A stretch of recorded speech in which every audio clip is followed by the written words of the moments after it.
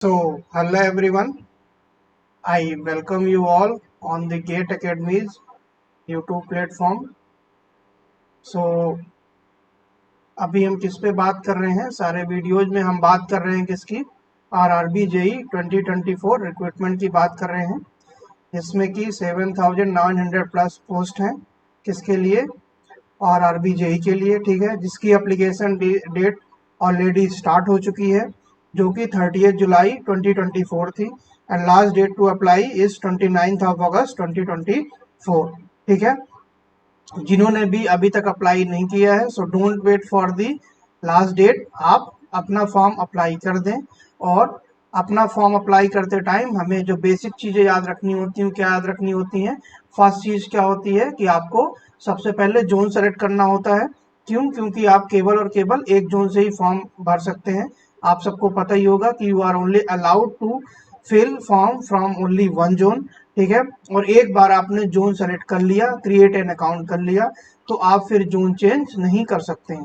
और अगर आप एक जोन से ज़्यादा फॉर्म फिल करते हैं, जैसे आपने पहले आरआरबी इलाहाबाद से फॉर्म भर दिया, उसके बाद अगर आप जोन चेंज करके आरआरबी दूसरा अजमेर करना चाहते हैं, आरआरबी भोपाल करना चाहते हैं, that will be not allowed. ऐसा नहीं है कि आपने पहले आरआरबी इलाहाबाद से फॉर्म भर दिया या कहीं से भर दिया, उसके बाद आपने कोई दूसरा फॉर्म सेम अकाउंट से आपने दूसरा फॉर्म भर दिया, तो ऐसे करने पे क्या होगा कि आपके दोनों फॉर्म, दोनों एप्लीकेशन क्या हो जाएंगे? रिजेक्ट हो जाएंगे। ठीक है, तो फर्स्ट चीज हमें क्या याद रखनी है कि हमें जोन कहाँ से भरना है, ये एक प्रॉपर एनालिसिस करना है अपने को, और उसके बाद हमें फॉर्म जोन सेलेक्ट करके फॉर्म भरना स्टार्ट करना।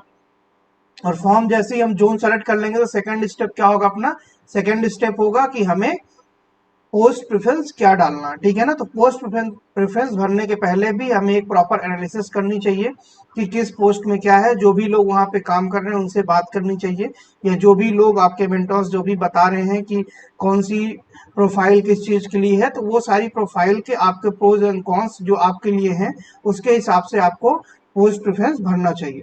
ठीक है, तो फॉर्म भरने के लिए दो इंपॉर्टेंट चीजें हैं। पहली चीज क्या है कि आपको जोन सेलेक्ट करना है कि आप किस जोन से फॉर्म भरना चाहते हैं। ठीक है, एंड सेकेंड थिंग क्या है कि आपका पोस्ट प्रेफरेंस ऑर्डर क्या होगा। ठीक है, यही दो मेन चीजें हैं।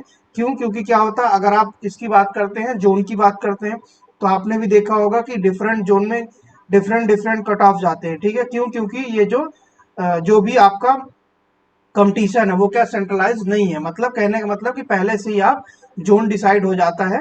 तो जो जिस जोन से आपने फॉर्म भरा, हो सकता है किसी जोन में 65 कट ऑफ जा रहा है, किसी जोन में 70 प्लस जा रहा है। ठीक है, that will purely depends on the zone and the number of application and the competition level of that zone. ठीक है, इसलिए आपको जोन भरने के पहले, जोन सेलेक्ट करने के पहले प्रॉपर उसमें एनालिसिस करना है, उसके बाद ही आपको जोन सेलेक्ट करना है। ठीक है, सेम तरीके से किसमें होता है? पोस्ट प्रेफरेंस में होता है।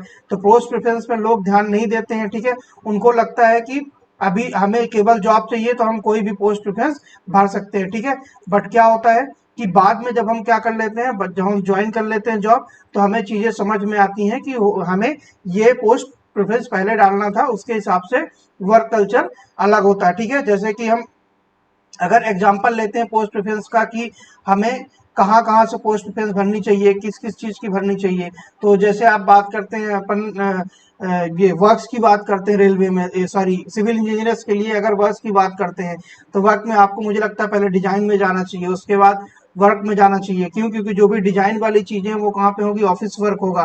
ठीक है, देन वर्क में जाना चाहिए, देन ब्रिजेस वाले में जाना चाहिए, एंड लास्ट में आपको परमानेंट वे में जाना चाहिए। ठीक है ना, तो सेम तरीके से आपको प्रॉपर एक एनालिसिस करना है कि आपको किस प्रेफरेंस में फॉर्म भरना है, उसके बाद ही आपको फॉर्म भरना स्टार्ट करना है, और हमें लास्ट डेट का इंतजार ना करते हुए फॉर्म फिल कर देना चाहिए। ठीक है, सो हम चलेंगे अब आज के वीडियो की ओर। आज का वीडियो क्या है कि हम सीबीटी 1 के लिए कैसे प्रिपेयर करें। ठीक है ना, और जिन लोगों ने भी सीबीटी निकाला है, पहले सीबीटी 1 क्वालिफाई किया है, मैंने भी जो सीबीटी 1 क्वालिफाई किया लास्ट टाइम जो निकाला है, उसके बारे में बात करेंगे कि क्या एक तरीका होना चाहिए सीबीटी 1 निकालने के लिए, या हमने क्या तरीके अपनाए हैं जिससे कि अपना सीबीटी 1 निकला है। ठीक है ना, तो सबसे बेसिक चीज जो आपके सामने भी स्क्रीन में क्या दिख रही है कि गेट एकेडमी ने क्या किया है, कोर्स लॉन्च किया है only for ₹777 for CBT 1 and CBT 2।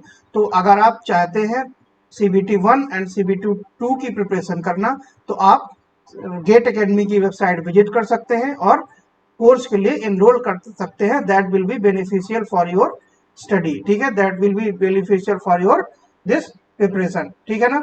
तो अभी हम चलते हैं अपने वीडियो की ओर, जहां पे हम देखेंगे कि हम सीबीटी 1 के लिए कैसे हमें प्रिपेयर करना चाहिए, ठीक है ना। तो जैसे आपको पता है कि जो अपना सीबीटी 1 है, ठीक है, सीबीटी 1 सबको पता होगा, ये बताने वाली बात नहीं है। तो सीबीटी 1 कितने मिनट का होगा, 90 मिनट का होगा, ठीक है, 90 मिनट का होगा। और वहां पे क्या होगा, 1/3 निगेटिव मार्किंग होगी, ठीक है ना। 90 मिनट्स, और यहाँ पे नंबर ऑफ क्वेश्चन अगर देखेंगे तो मैथ में कितने हैं, 30 नंबर ऑफ क्वेश्चन है, ठीक है। जनरल इंटेलिजेंस एंड रीजनिंग के 20 number 5 number of question of 25 marks है। जनरल साइंस के कितने रहते हैं, 30 question of 30 marks. And general awareness से कितने रहते हैं, 15 क्वेश्चंस ऑफ 15 मार्क्स। अगर आप नंबर ऑफ क्वेश्चन की बात करेंगे तो कितने हो जाएंगे, 100। नंबर ऑफ क्वेश्चंस कितने हो जाएंगे, नंबर ऑफ क्वेश्चन कितने अपने 100 है, ठीक है। लेकिन टाइम कितना है अपने पास, टाइम कितना रहेगा, 90 मिनट्स, ठीक है। तो इस चीज का भी आपको ध्यान रखना है कि पर क्वेश्चन आपको लेस देन 1 मिनट टाइम मिल रहा है, ठीक है ना। आपको लेस देन 1 मिनट का टाइम दिया जा रहा है पर क्वेश्चन के हिसाब से, ठीक है। इसके बाद अगर हम बात करते हैं किसकी, सब्जेक्ट्स की बात करते हैं, सबसे पहले हम कहाँ चलते हैं, मैथमेटिक्स। तो मैथमेटिक्स क्या है, 30 मार्क्स का है, ठीक है। अगर हम इंजीनियर्स की बात करते हैं तो एज ए इंजीनियर हम ये मानते हैं कि हमारा जो मैथमेटिक्स सेक्शन है, ठीक है ना, जनरल इंटेलिजेंस एंड रीजनिंग और साइंस, ठीक है, ये जो अपने 3 चीजें हैं ये क्या रहती हैं, थोड़ा सा स्ट्रांग रहती है as compared to general awareness. क्यों, क्योंकि जनरल अवेयरनेस में चीजें क्या है, कुछ ज्यादा वास्ट है, ठीक है, और अपने पास सिलेबस भी ज्यादा होता है, और उतनी कमांड एज ए इंजीनियर हमारी जनरल अवेयरनेस में नहीं होती है जितनी की मैथमेटिक्स या जनरल इंटेलिजेंस एंड रीजनिंग, या फिर मैथ में बोल रहे अपना जो भी एप्टीट्यूड सेक्शन है उसमें अपनी कमांड ज्यादा होती है, ठीक। तो सबसे पहले अगर हम बात करते हैं कि मैथमेटिक्स के लिए क्या फॉलो किया था हमने और आपको क्या फॉलो करना चाहिए। अगर आप बुक्स की बात करते हैं तो बहुत सारी बुक्स हैं जो आपको फॉलो करनी चाहिए। जैसे आप बुक्स में जाते हैं तो अगर हम मैथ्स की बात करते हैं तो मैथ्स में जो आपको क्या फॉलो कर सकते हैं आप, इसके लिए RS अग्रवाल, ठीक है। तो जो RS अग्रवाल बुक है वो आप फॉलो कर सकते हैं किसके लिए, मैथमेटिक्स के लिए, ठीक है। और इसके बाद आपको क्या करना चाहिए, बेसिक चीज हमें याद रखना कि हम किस चीज का पेपर दे रहे हैं, अभी पेपर दे रहे हैं हम RRB JEE का, ठीक है। तो हमें इस चीज को याद रखना है कि हम किस चीज का पेपर दे रहे हैं, JEE का। तो हमें किस लेवल की चीजें पढ़नी है, JEE लेवल की चीजें पढ़नी है। हमें ऐसी चीजें नहीं पढ़नी है कि जो टफ हो, ठीक है, और हम अपना उसमें टाइम वेस्ट कर रहे हैं, ठीक है, वो हमें JEE में आने वाला नहीं है, ठीक है। सिंपल सी चीज है, जो चीज डिमांड है, ठीक है, जो एग्जाम की डिमांड है हमें उस हिसाब से सप्लाई करनी होगी। अगर उसकी डिमांड कुछ और है, ठीक है, हम सप्लाई कुछ और कर रहे हैं तो हमें उससे कोई आउटपुट नहीं मिलेगा, ठीक है। तो हमें सबसे पहले याद रखना, हमें ऐसे नहीं देखना कि हमने कितनी टफ चीजें पढ़ ली, हमें ये देखना है कि जो भी RRB JEE है, JEE के एग्जाम है, ठीक है, उसकी डिमांड क्या है, उसके डिमांड के हिसाब से हमें प्रिपरेशन करनी है, ठीक है। तो सबसे पहले जैसे अगर हम बात करते हैं बुक की, तो बुक में आप गए, जैसे आपने देखा कि आपने RS अग्रवाल पढ़ ली, ठीक है, RS अग्रवाल में आपने कोई भी एक क्या पढ़ लिया, सबसे पहले आपने पढ़ लिया कोई भी एक टॉपिक पढ़ लिया, ठीक है, जैसे मान लिया कोई भी प्रॉफिट एंड लॉस पढ़ लिया, ठीक है ना।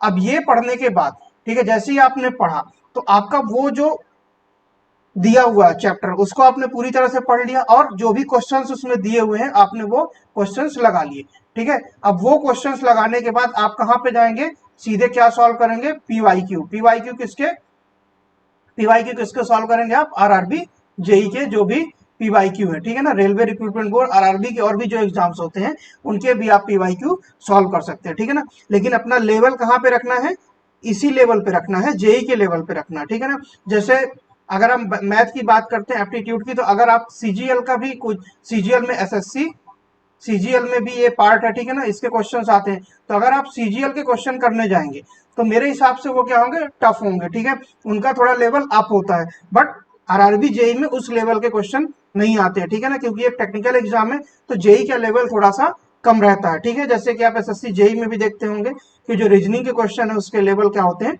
कम होते हैं। तो अपने को जो चीज चाहिए, जो चीज मांगी जा रही है, हमें उसके हिसाब से प्रिपेयर करना है, एक प्रिपरेशन स्ट्रेटजी बनानी है कि जो भी डिमांड है हमें उसे पूरी करना। जैसे हमने क्या किया, RS अग्रवाल से कोई भी एक टॉपिक पढ़ लिया, ठीक है, फिर उसके क्वेश्चंस लगा लिए, तो अपना फिर कहाँ पे गए, हम पीवाईक्यू पे चले गए, ठीक है ना, जो भी उसके प्रीवियस ईयर क्वेश्चन है हम वहां पे चले गए, हमने पीवाईक्यू सॉल्व कर लिया। सो वो टॉपिक अपना क्या हो गया, अब कंप्लीट हो चुका है, दैट टॉपिक इज कंप्लीट, ठीक है, वो टॉपिक अपना क्या हो गया, कंप्लीट हो गया।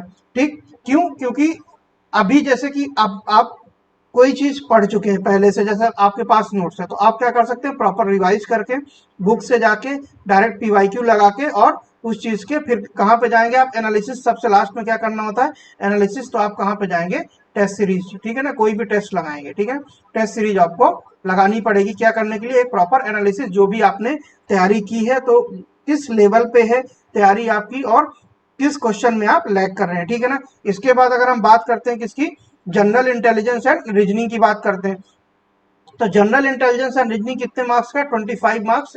ठीक है ना, 25 मार्क्स एंड 25 क्वेश्चन। ठीक है ना। तो अगर हम इसकी बात करते हैं तो अपना जनरल इंटेलिजेंस एंड रीजनिंग के लिए जो बेस्ट बुक है मेरे हिसाब से वो क्या है, अरिहंत है। ठीक है, तो आप अरिहंत को फॉलो कर सकते हैं। ठीक है, सेम पैटर्न वही है कि आप बुक से पढ़ें। ठीक है, कोई एक टॉपिक लिया, उस टॉपिक को हमने रिवाइज किया। ठीक है, जैसे मान लीजिए कोई भी एक टॉपिक ले लिया हमने। ठीक है, सीटिंग अरेंजमेंट ले लिया या कुछ भी ले लिया, जो भी टॉपिक इसमें आते हैं। ठीक है ना, जो भी आपके प्रीवियस ईयर एग्जाम में है वो टॉपिक हमने एक उठा लिया। उस टॉपिक को हमने क्या किया, बुक से पढ़ा। बुक से पढ़ने के बाद हम कहाँ गए, पीवाईक्यू में गए, और पीवाईक्यू से हमने क्या किया, उसको प्रॉपर तरीके से सॉल्व कर लिया। तो अपना वो जो टॉपिक है जो हमने अभी किया, बुक से पढ़ा, उसके बाद पीवाईक्यू सॉल्व किए, क्वेश्चंस लगाए, वो आपका टॉपिक क्या हो जाएगा, क्लियर हो जाएगा। ठीक है, सेम तरीके से अगर हम बात करते हैं किसकी, जनरल साइंस की बात करते हैं। ठीक है, अगर आप इंटेलिजेंस एंड रीजनिंग में जाएंगे तो आपको बहुत सारे वीडियोस मिल जाएंगे यूट्यूब में, बहुत सारे प्लेटफॉर्म में जिन्होंने रीजनिंग, इंटेलिजेंस एंड रीजनिंग की क्लासेस चलती हैं। सेम तरीके से किसमें अगर हम बात करेंगे, मैथ में बात करेंगे, तो सबसे पहले आपको रिसोर्स लिमिटेड करने हैं। ठीक है ना, कि आपको किसी भी एक चीज, जैसे आपने कोई भी कोचिंग ज्वाइन की, फॉर एग्जांपल आपने गेट एकेडमी में इनरोल कर दिया। ठीक है ना, गेट एकेडमी में आपने इनरोल कर दिया। ठीक है, तो जब भी आप कोई चीज डिसाइड कर रहे हैं, ठीक है, तो डिसीजन लेने के पहले आपको सोचना है। ठीक है, जैसे आप ऐसे हैं कि आप फ्रेशर्स हैं, या आपकी पढ़ाई मतलब कुछ समय से कहीं पे आप जॉब पे हैं, कुछ है, तो आपकी पढ़ाई रेगुलर तरीके से नहीं चल रही है, तो आपको क्या करना चाहिए कि किसी भी एक कोर्स में इनरोल करना चाहिए।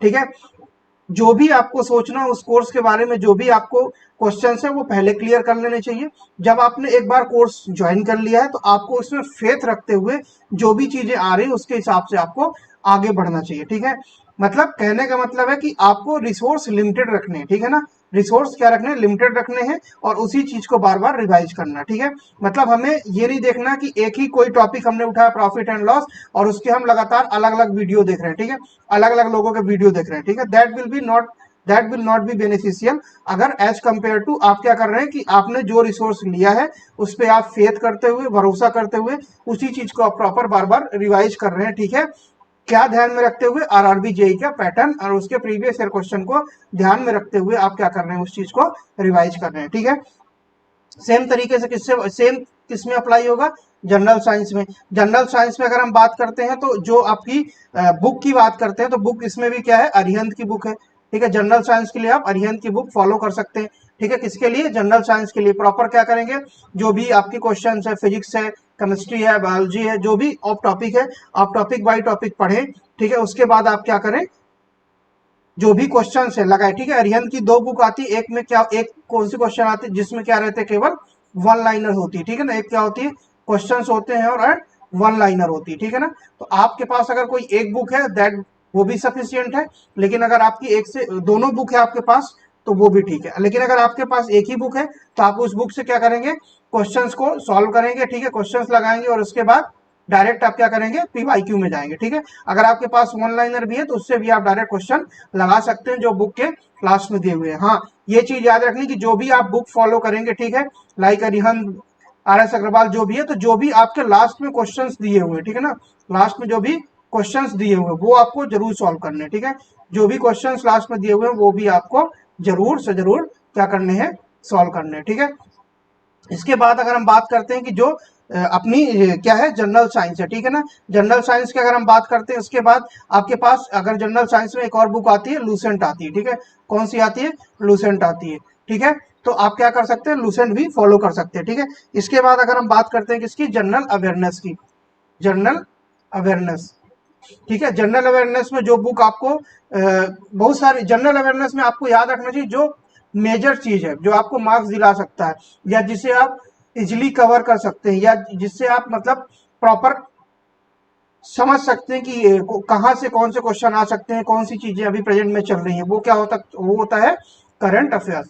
ठीक है, क्यों? क्योंकि कोई भी चीजें, जैसे आप क्वेश्चन देखते होंगे, जैसे मान लीजिए कि कोई हिस्ट्री का क्वेश्चन आ गया, ठीक है ना, हिस्ट्री का क्वेश्चन आ गया, या कोई पॉलिटी का क्वेश्चन आ गया, ठीक है, पॉलिटी का क्वेश्चन आ गया, जैसे पॉलिटी में एग्जांपल ले लेते हैं, कॉन्स्टिट्यूशन अमेंडमेंट का क्वेश्चन आ गया कोई, ठीक है, कॉन्स्टिट्यूशन अमेंडमेंट का आ गया, या कोई भी कॉन्स्टिट्यूशन असेंबली का क्वेश्चन आ गया, ठीक है, या आपने कोई भी और चीजें देखी हैं, वो क्या होता है, जैसे मान लो कोई कॉन्स्टिट्यूशन अमेंडमेंट का क्वेश्चन है, तो हो सकता है प्रेजेंट में, ठीक है, करंट में ऐसी कोई चीज उसमें अमेंडमेंट हुआ होगा, ठीक है, या उस जो भी आपका अमेंडमेंट है उसमें पार्ट, उसके अंदर कोई भी पार्ट ऐड हुआ होगा, ठीक है, इसलिए वहां से क्वेश्चन बनाया जाता है।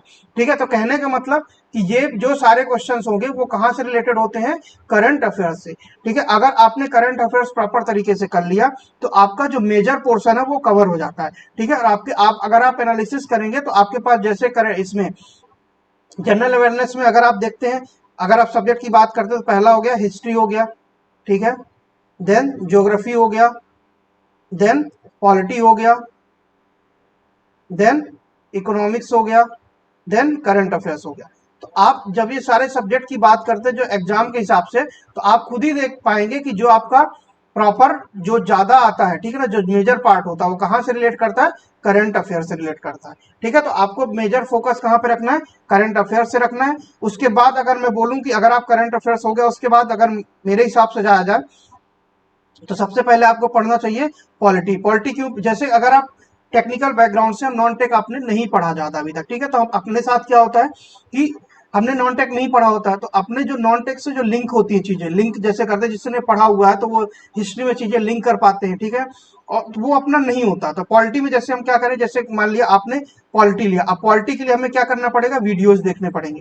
ठीक है, जब आप पॉलिटी में वीडियोस देखेंगे, ठीक है, जैसे आपने गेट अकेडमी का नॉन टेक का कोर्स लिया, ठीक है, या कहीं से भी आप कुछ देख रहे हैं वीडियो, तो जब आप वीडियोस देखेंगे तो उसको आप लिंक करते जाएंगे। कैसे लिंक करेंगे? जैसे मान लीजिए सबसे पहले अगर हम बात करते हैं कि कॉन्स्टिट्यूशन असेंबली कब बनी, ठीक है, उसमें कितने मेंबर थे, कितने दिन लगे, कैसे कैसे प्रोसेस हुई, फर्स्ट सिटिंग कब हुई, सेकेंड सिटिंग कब हुई, थर्ड मीटिंग कब हुई, ठीक है, उसके हेड कौन थे, उसमें मेंबर कौन कौन से थे, फिर आप देखेंगे कितने कॉन्स्टिट्यूशन मतलब पहले बने, ठीक है, संविधान में कितने नंबर ऑफ अमेंडमेंट, उसके बाद जो अमेंडमेंट चालू हुआ उसको आप लिंक कर पाएंगे, अच्छा ये कानून कब बना था, ठीक है, उसके बाद ये अमेंडमेंट हुआ उसमें, फिर उसमें ये चेंज हुआ, आप देख पाएंगे कि कौन सा पार्ट में कौन सी चीजें हैं, आप उससे लिंक कर पाएंगे। ठीक है, कौन सा शेड्यूल कब आया, ठीक है, कौन सा शेड्यूल में कौन सी चीजें हैं, ठीक है ना, प्राइम मिनिस्टर की जो चीजें हैं वो कौन सा शेड्यूल में है, ठीक है ना, प्रेसिडेंट के सारी चीजें किस शेड्यूल में है, किस पार्ट, किस नंबर से किस पार्ट में है, ठीक है ना, वो सारी चीजें आप लिंक कर पाएंगे किससे, जब आप पॉलिटी पढ़ेंगे, ठीक है ना, कोई भी वीडियो देखेंगे, ठीक है ना, कोई भी कोर्स ले लिया तो आप प्रॉपर तरीके से लिंक करना सीख जाएंगे, स्टार्टिंग टू कि जब से कॉन्स्टिट्यूशन बना उसके बाद कौन कौन से अमेंडमेंट हुए, कितने लोग थे, ठीक है ना, कौन से पार्ट में कौन से शेड्यूल में चीजें आती है, प्रेसिडेंट की पावर कहाँ पे आती है, ठीक है ना, ओथ एंड अफर्मेशन लाइक कहाँ पे आती है, तो ये सारी चीजें आप लिंक कर पाएंगे। तो मेरे हिसाब से फर्स्ट प्रायोरिटी क्या हो जानी चाहिए, पॉलिटी हो जानी चाहिए। ठीक है, सेकंड प्रायोरिटी आपकी क्या होना चाहिए, जियोग्राफी होनी चाहिए।